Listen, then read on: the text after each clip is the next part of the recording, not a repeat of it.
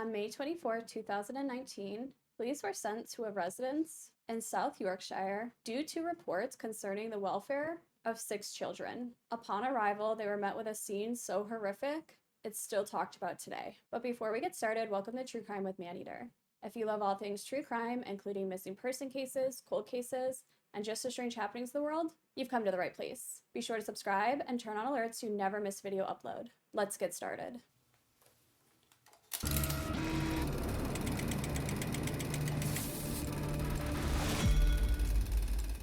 Before we dive in today, I do want to give you a content warning. Much, if not all, of the content in this case can be triggering to some viewers, so viewer discretion is advised. Blake Barrass was a 14-year-old boy who was described as someone who really loved his football, wore his heart on his sleeve, and always made people feel loved. Blake's brother, Tristan Barrass, who was 13, was described as someone who wanted to be different. He didn't want to fit the mold. He was mischievous and lovable, and he had multicolored hair, which often got him in trouble with his teachers. But really, he always made the people around him smile. Truthfully, they were just 2 young boys finding their way in the world. A friend of the family would go on to say, Blake and Tristan were 2 beautiful boys who touched the lives of everyone they knew. Blake had a natural ability to make everyone smile even if they were having a bad day. He cared about everyone and he had such a big heart. Tristan was brave and knew exactly who he was. He did what he wanted to do no matter what anyone thought, and he loved to express himself through his clothes. Both of them were amazing, and I can't describe how proud I was of them. Blake and Tristan came from a large family. They were a family of 6 children, and the ages ranged from 7 months, 3, 10, 11, 13, and 14. Little did the children know, their mother, Sarah Barrass, was harboring a dark and disturbing secret. Sarah had told the children that their father had died, but that wasn't the case at all. In fact, their father was still alive, and the children knew him quite well. Brandon Machen was Sarah's half-brother, which meant that they shared at least one parent. I'm not sure which parent they shared. I couldn't seem to locate that information. And it turns out Brandon was the father to her 6 children, which meant they were having an incestuous relationship. Although Brandon didn't live at the house with his children and half-sister, he only lived a few miles away, but spent quite a bit of time at Sarah's home. Sometimes he was there for days at a time before returning to his own home. All was not well in that home, though. Not only was Sarah harboring a dark secret, social services had become involved with the family. In May of 2019, a social worker assigned to the family informed Sarah that their status with the local authority would change from child in need to child in protection, which meant there would be a higher level of scrutiny from social services. The family had been appointed a social worker in November of 2018 after an allegation of sexual assault was made against Blake. The 14-year-old was accused of inappropriately touching another child. And then in early May of 2019, a similar allegation was made against Tristan. In one message, the mother of 6 went on to tell a friend, I still feel like I failed Blake, so this isn't helping. I feel like I should lock me and my lot away so they can't hurt anyone else. I want to die daily, to run away and hide from everyone. I've thought of every possible solution to this mess. Mass murder, putting them all in care, checking into the local nut house. I love my kids too much to kill them. I can't put them into care for the same reasons. During the final visit from a social worker, that social worker began to ask Sarah extensive questioning about the kid's father. They were very interested about finding out the paternity of the children. I could assume they were questioning about the paternity because they wanted to know if they had any other family that they could be moved to. By this point, they definitely thought Sarah was not a competent parent. This social worker also tried to establish if the children had been sexually abused or had been exposed to sexual behavior. Unfortunately, all of this would lead to a dark turn of events that nobody saw coming. After the visit from social services, Brandon and Sarah came up with a sinister plan. They were going to murder their 6 children.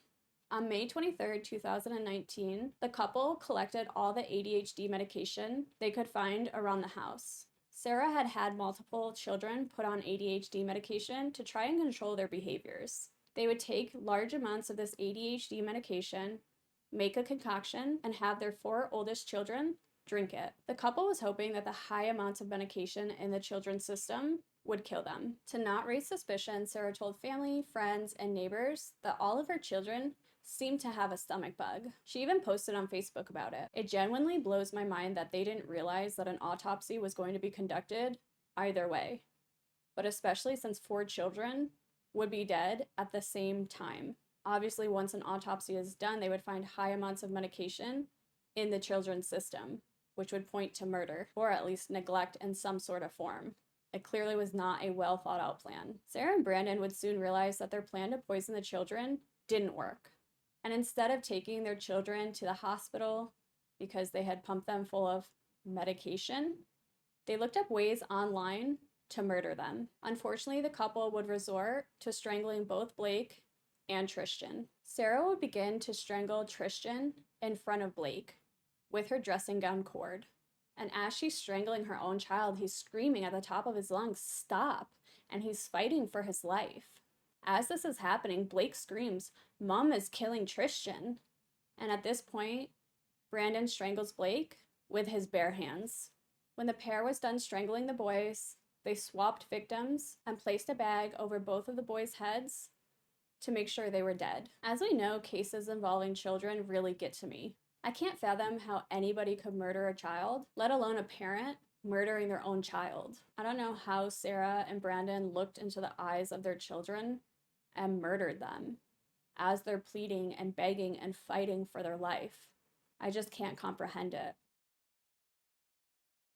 But the couple wasn't finished. They still had 4 children to murder, and they did plan on murdering them all. They did try to drown one of the younger children in the bathtub, and as they're doing this, the child is fighting and begging and pleading and asking, "Why are you doing this? Why are you trying to kill us?" Parents are supposed to be protectors, and it breaks my heart that these children are being murdered by their parents, and they're begging them and asking them, "Why are you doing this?" They just can't comprehend it. I can't imagine how scary, let alone heartbreaking, that is. Following the murders of Blake and Tristan and the attempted murder of her other child, Sarah took her surviving children into the bedroom and decided to change the narrative. Sarah would make a series of notes on her phone. The first one read, "Brandon is the dad to all the kids. The pills didn't work, so he's had me kill Tristan, and he's killed Blake, and a third child. I'm sat here with the other 3. Another note said, "He's going to kill them, then me. He's tried to drown a third child. It's not working. I'm so scared. If by some miracle my kids live, please look after them and make sure they know I love them. Please." Less than 10 minutes later, she sent a text message to a friend that read, "He's trying to kill us, and Tristan and Blake are already dead." Both the friend and Sarah called the police a short time later. Police would arrive promptly and were met with a scene of horror. After the police arrived, Sarah told them that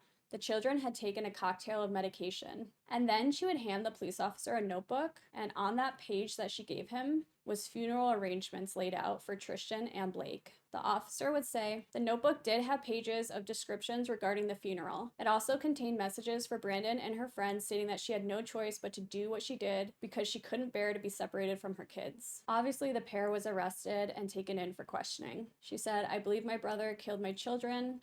And then she would talk about giving them medication and how they wouldn't fall asleep. She said that the social worker was getting too close to finding out that Brandon was actually the parent of her children. She also noted that she was coerced into doing so by Brandon. And she did say that she wanted to kill her 2 youngest children, who were under the age of 4. She would stick to her plan for a little while and blame Brandon, but eventually would say that they made the plan together. Sarah would tell the police, quote, "I would rather see them," her children, "dead than in care.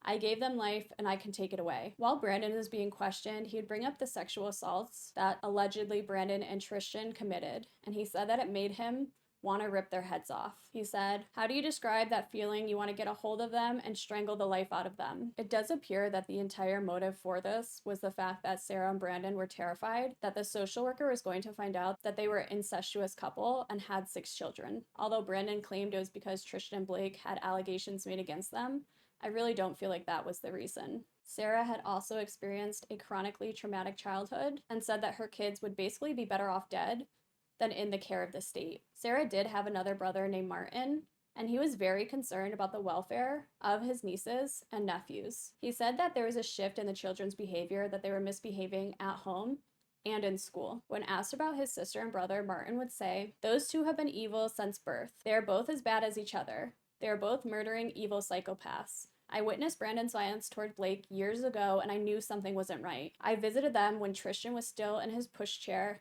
and Blake was only a toddler. He must have been 3 or 4. We were out walking when Brandon grabbed Blake's arm really roughly and dragged him across the floor. It was enough to know something wasn't right, so I called social services and asked them to look into it. If they had, the boys might still be alive today. Sarah, who was 35 at the time, and Brandon, who was 39, pled guilty to all accounts, which included 2 counts of murder, conspiracy to commit murder against all 6 children, and 5 accounts of attempted murder. They were sentenced to a minimum of 35 years, which seems pretty light to me. They should never have the opportunity to leave those prison walls. I do want to note that the allegations made against the 2 young boys are just that, allegations. I didn't find anything to say that they've been proven.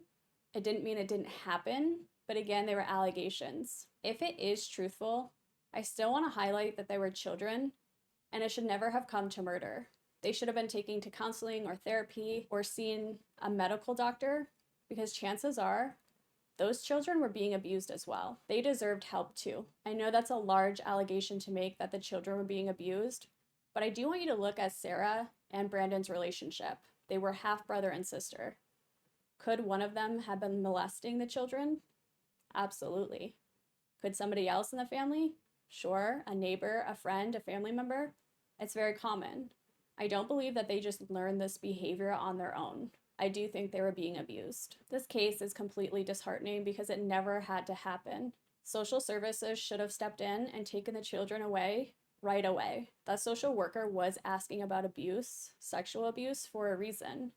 If social services had stepped up and removed the children, Blake and Tristan would have been alive today, and the other children wouldn't be stuck with the wounds of what their mother and father chose to do to them, and their siblings who are now dead. But that's it for today, guys. If you like this video or any other video on my channel, be sure to subscribe and turn on alerts so you never miss a video upload. If there's a case you'd like me to cover, pop it in the comments below, and I'll be sure to get to it. In the meantime, check out some other videos on my channel while you wait for the next upload, and I'll see you then.